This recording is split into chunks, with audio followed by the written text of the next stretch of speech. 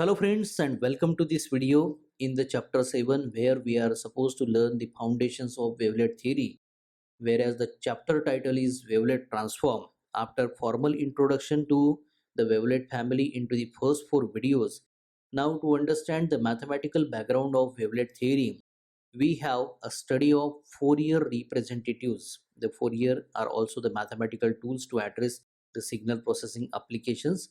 So after a study of Fourier series from geometrical point of view, understanding the necessity of orthogonality and orthonormality to be satisfied by the functional basis for representation of any signal with the help of such a tool, we had shifted to the Fourier transformation.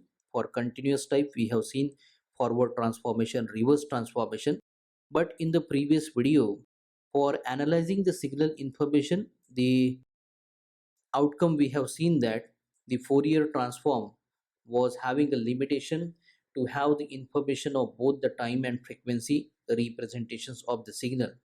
That is why the two alternatives we have seen, those are the windowed Fourier transform, which is also called as the short time Fourier transform, and then the continuous wavelet transform. So the first alternative that we are going to have a brief introduction to, so that is windowed Fourier transform, here with another name short time Fourier transform. So let us begin to see what are the details of STFT, short time Fourier transform.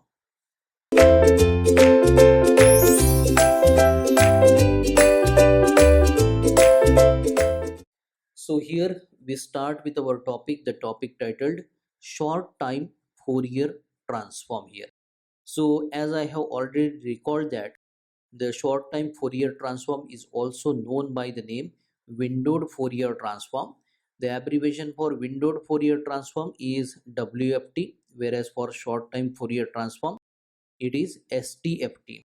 So as we see the name windowed Fourier transform, so there it is a window, or in another name short time Fourier transform. The Fourier transform is applied to a short time or to a limited time duration which can be spanned by a certain window, you can say.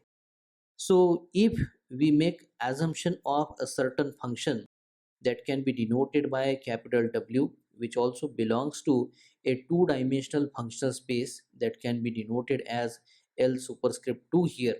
So we can call in general this W to be a window function, and that is having a localization in the time span that is centered at t is equal to 0, that you can see in the illustration also here.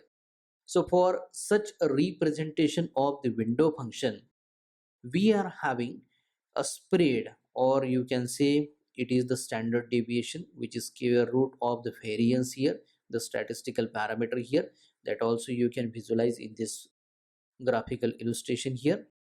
Now what are the possibilities of having the window types where for a certain localized on time parameter we can have the application of Fourier transform that we have seen in the previous video.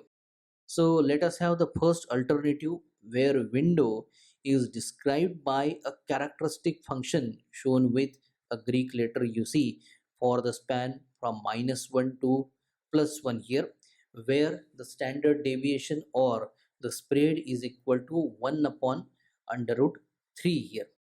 So the characteristic function we have seen, and the values we have also denoted, that is having the amplitude level 1 for the set as shown in the graphical representation here.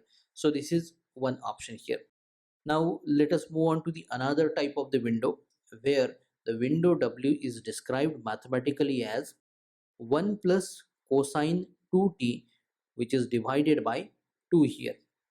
So this is hold true for the time parameter t to be belonging to the range minus pi by 2 to plus pi by 2, whereas the spread or the standard deviation is again 1 upon square root 3 here.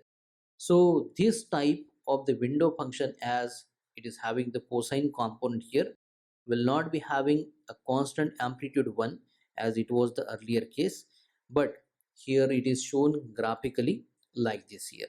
So it is inverted bell-shaped kind of a graph here, and this is the plot of the window function that we have w is equal to 1 plus cosine 2t divided by 2 here. The next option is to have window defined as 1 upon square root 2 pi multiplied to e to the power minus t square divided by 2, which is also identified as a Gabor window.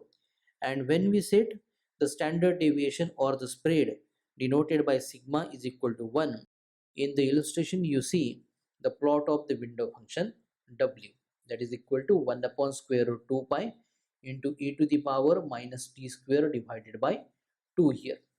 Now for this localized span only, which is centered at t is equal to 0, we have to make application of the Fourier transformation here, and that will be simply windowed Fourier transformation or short time Fourier transformation. So along with the signal that is in general represented by f, we have a role of window function w also. So how do we express mathematically the windowed Fourier transformation? So let us express this by this equation where we have psi suffix w in multiplication to f of a comma b. So this is expressed on the right hand side 1 upon square root 2 pi multiplied to the integral minus infinity to infinity for the product of f of t with e to the power minus I bt into w of t minus a, where w of t minus a will be having a vector kind of the variations, and for integral representation we have at last dt here.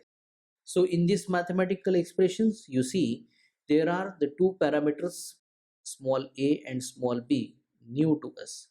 So as we have the window function into the use, and this window function for the localize on time parameter is providing us the information of time as well as the frequency components for the signal under consideration. We treat small a to be a time parameter and small b to be a frequency parameter here. Now what is exactly psi suffix w multiplied to f of a comma b? So here we can call it to be the inner product of the functional representation f with the test function that we have here e to the power I bt into w of t minus a here. So now in the figure you see a typical functional look where we have a shifted and modulated window here. So here we have the time resolution denoted by sigma, we call it to be the standard deviation also, and this will be mostly related to the width of the window under consideration. So depending on the application at hand we can have the selection of the window and accordingly the value of the time resolution sigma here. So it will mostly be constant after selection here and will also be independent parameter from the frequency component here. So this was a brief introduction to the short time Fourier transform. So now from the next video we shall enter exactly into the mathematical background of the wavelet theory here. The first topic thereupon we are addressing is continuous wavelet transform. Thank you.